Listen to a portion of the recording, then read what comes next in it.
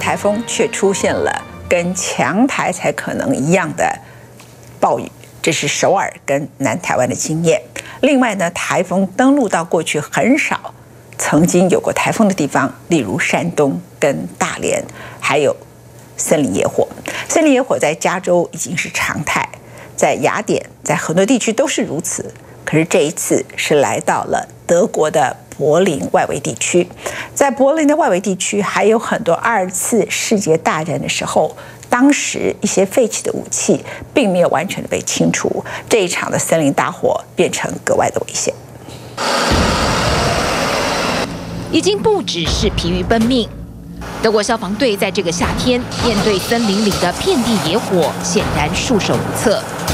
这是他们迎来的100年高温，近4个月月均温高于历史平均摄氏3.6度，已写下有气象记录130多年来最高。更不要说波茨坦气候研究中心近日数度发出警讯，德国年均温相较工业革命已上升1.4度，各国都要严防森林大火、豪雨等极端气候现象。森林大火如野兽，步步紧逼。这星期距离首都柏林只剩50公里，波茨坦郊外超过400公顷土地全成灰烬，刺鼻的浓烟还不断飘散到柏林。所属的布兰登堡邦3村庄下令疏散600居民，并从海空双管齐下，试图扑灭火势。但由于空气极度干燥，外加强风助长，始终徒劳。Die weitere Entwicklung wird wesentlich davon abhängen, wie sich das Wetter entwickelt. Große Sorge macht der Wind. Und wir werden weiterhin alles tun, was nötig ist, um Eigentum, aber vor allen Dingen Menschen zu schützen. 消防任务极其困难，因为整片森林燃烧地区下头满布2战时期的未爆弹。经营弹药的承包商粗估，德国地底下少说藏有数10万颗，且地点多集中在大城市、从前的军事基地及被联军投弹过的村落和森林。由于这些未爆弹多半埋得很浅，距离地面约莫30至40公分，一旦发生森林大火，非常容易引爆。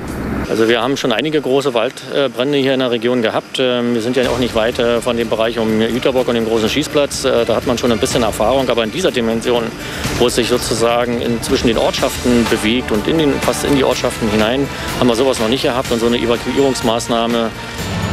目前德国全境平均每年挖出2000多吨的2战未爆弹。73年前的主战场之一柏林郊区，未爆弹密度更是高居全国之冠。德国人过去对这些未爆弹就犹如惊弓之鸟，因为2010年曾有3人在拆弹的前置作业中不幸身亡，主要是基于这些炸弹早已过了使用年限，且历经数10年掩埋，容易产生有害物质。如今又遇上了干燥的森林野火，不少人担心，就像是整片地雷，随时可能引爆。于是消防队员只敢调派直升机从河里提水，远远地隔空灌救。火场封锁线也尽可能拉到最远，即便会延长火势控制时间，也没有人想拿生命开玩笑。毕竟人类因应气候的挑战不只是未爆弹，这是一场长期抗战。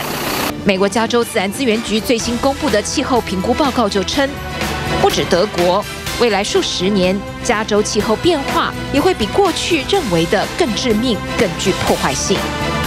气候变化所导致的海水上升，将在本世纪末摧毁中部海岸的2/3，造成179亿美元财产损失。